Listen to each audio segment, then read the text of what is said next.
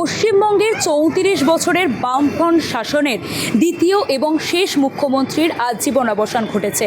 মৃত্যুকালে তার বয়স হয়েছিল ৮০ বছর। পাম অ্যাভিনিউর বাড়িতেই প্রাক্তন মুখ্যমন্ত্রী তিনি মৃত্যুবরণ করেন।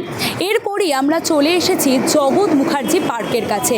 ঠিক এই জগৎ মুখার্জি পার্কেই প্রাক্তন মুখ্যমন্ত্রী বুদ্ধদেব ভট্টাচার্যর একাধিক স্মৃতি রয়েছে। না জানা অনেক ইতিহাসও রয়েছে। কি না জানা ইতিহাস, চলুন শুনে নেওয়া যাক তার সহপাঠী থেকে শুরু করে পাড়া প্রতিবেশী প্রত্যেকের কাছে। এটা পার্টির সম্পর্ক থেকে পারিবারিক সম্পর্ক হয়ে গেছে। আর বুদ্ধদায় যেহেতু এখানকার জন্ম, ওনার খেলাধুলো, স্কুলের বন্ধুবান্ধব, পার্টির বন্ধুবান্ধব সবই এখানকার সব কিছুই সঙ্গেই ওনার কয়েকটা বাড়ি পেরোলেই ওনার সঙ্গে একটা সম্পর্ক আপনি পাবেন। এটা তো একটা দিক। আর আমাদের সঙ্গে পার্টির সম্পর্ক থেকে বাবা ঘটনাটা পারিবারিক সম্পর্ক হয়ে গেছে। আমার মা বেঁচে জীবিত, উনি ৯০-এর বেশি, বুদ্ধদার সঙ্গে অত্যন্ত ঘনিষ্ঠ। তো কিন্তু মাকে আমি বলতে পারিনি, কারণ মায়ের শরীর কদিন ধরে খুব খারাপ যাচ্ছে। আপনাকে খালি এইটুকু বলি, যেখানটা আমি দাঁড়িয়ে আছি এখান ঠিক বাঁদিকে ৭৭ সালের নির্বাচনের আগে বুদ্ধ ভট্টাচার্য তখন প্রার্থী আর কি, সকালে ৯ নম্বর বাসে করে এখানে আসতেন। সঙ্গে রবীন্দ্রদেব কোনোদিন ভীম বলে স্থানীয় একটি ছেলে।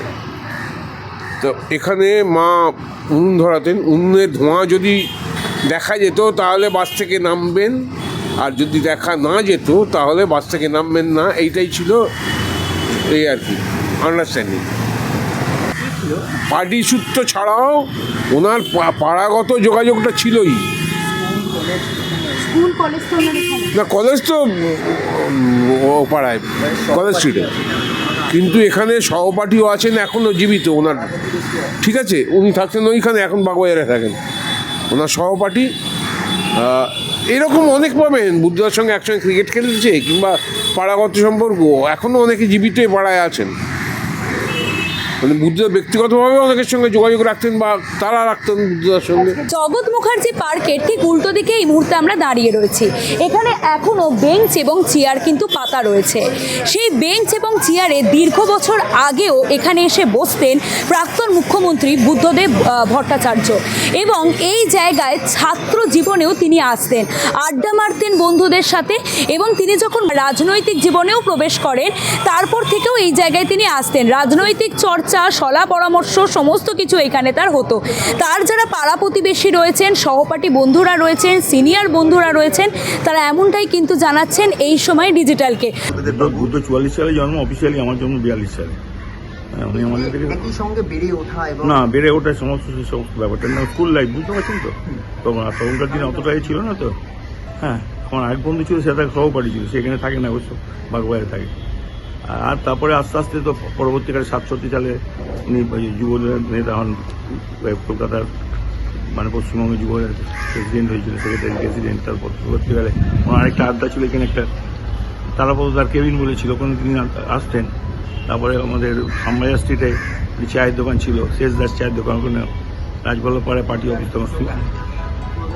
তারপরে আমাদের বুড়ো ছিল, ওর সহকর্মী বন্ধু, সব পড়াতে হয়েছেন। দুটো একটা গুণ ছিল, ও অ্যালবার্ট স্পোর্টিংয়ে কিছু খেলেছে। অমর রায়ের থেকে একটু সিনিয়র, আবার নিমাই রায়ের তার থেকে একটু জুনিয়র। হ্যাঁ, কিন্তু সরকার স্কুলে ক্রিকেট খেলেছে, এবং পরবর্তীকালে বড় ক্লাব অ্যালবার্ট ক্লাব তখনকার দিনে, সেখানেও তিনি ক্রিকেট খেলেছেন, এইটা বলতে পারি। হ্যাঁ, আসতেন এখানে তো তার জন্মকর্ম, সমস্ত পড়াশোনা করা, স্কুল লাইফটা সব তো এখানেই কেটেছে। বুদ্ধবাবুর এখানে স্বাভাবিক আসাটাই স্বাভাবিক। হ্যাঁ, আমাদের দেখাটা খুব কম হয়েছে, কারণ সেই সময় আমরা তো খেলাধুলো করতাম বা অন্য জায়গায়, আমাদের তখন একটা সিনিয়রিটি ব্যাপার ছিল, সিনিয়রদের কাছে আমরা বসবো না বা এ করবো না। কিন্তু পরবর্তীকালে যখন উনি এখানে এমএলএ হন, মন্ত্রী হন, সেই সময় থেকে আমরা যেহেতু সেই পার্টিতে যুক্ত ছিলাম, সেই সূত্রে আমাদের রেগুলার উনি আসতেন ওই পার্টি অফিসে, এইখানে আমাদের সঙ্গে যোগাযোগটা ছিল।